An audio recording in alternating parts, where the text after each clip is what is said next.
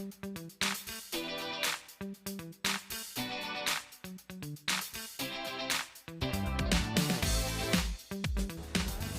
haleluya, saudara yang dikasih oleh Tuhan.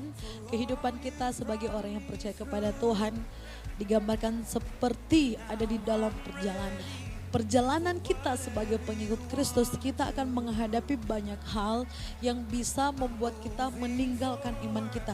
Dalam 2 Timotius pasalnya yang keempat ayat yang ke-10 menceritakan tentang Demas yang adalah rekan kerjanya Paulus, tapi kemudian dia meninggalkan Paulus, yang berarti dia meninggalkan panggilannya, dia meninggalkan imannya, dan dia mengikuti dunia beserta keinginannya, saudara. Akhirnya Demas ini teralihkan imannya, teralihkan panggilannya, dan kemudian dia mengikuti dunia. Dalam kehidupan kita sebagai orang percaya, menghadapi kesukaran demi kesukaran, menghadapi penderitaan demi penderitaan, apalagi kita melihat dengan keadaan dunia akhir zaman, keadaan dunia hari-hari ini, krisis di mana-mana terjadi, saudara.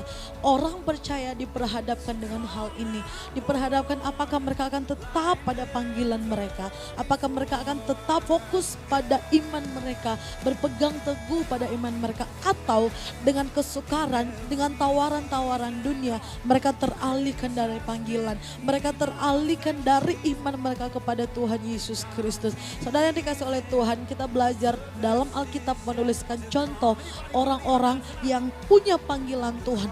Mereka sudah mengiyakan panggilan Tuhan, namun dalam penggenapan panggilan itu, dalam perjalanan iman itu, mereka teralihkan. Yang pertama, saudara, tentang Saul ketika dia dinobatkan menjadi raja. Kemudian pada waktu itu keadaan menghimpit dia karena orang Filistin sudah mulai datang mau menyerang orang Israel.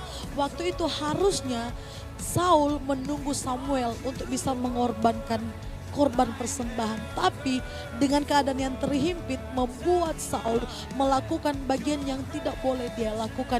Teralihkan fokusnya, teralihkan, dia melakukan apa yang tidak boleh dia lakukan, dan apa yang dia terima pada waktu itu, saudara, dikatakan bahwa kerajaan pada waktu itu yang ada di tangannya tidak akan kokoh. Tapi kemudian juga di 1 Samuel pasalnya yang ke-15 di situ dituliskan Saul yang sudah dengan sangat jelas menerima perintah daripada Tuhan untuk memusnahkan Agag beserta pengikutnya dan bahkan juga binatang-binatang pada waktu itu, saudara.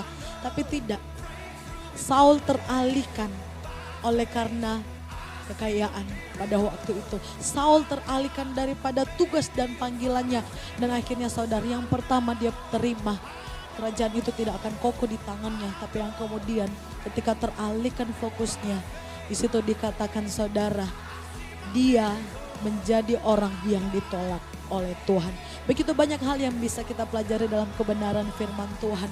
Sebagai orang yang percaya kepada Tuhan, Timotius juga menuliskan bahwa kehidupan kita ini ada di dalam pertandingan iman. Itu yang ditulis oleh Paulus di surat Timotius.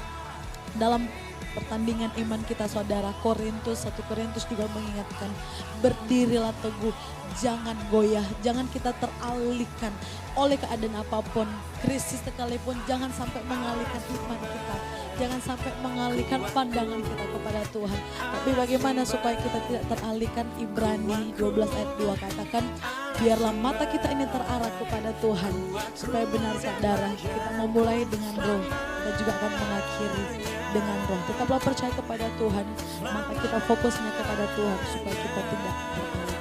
Tuhan Yesus memberkati.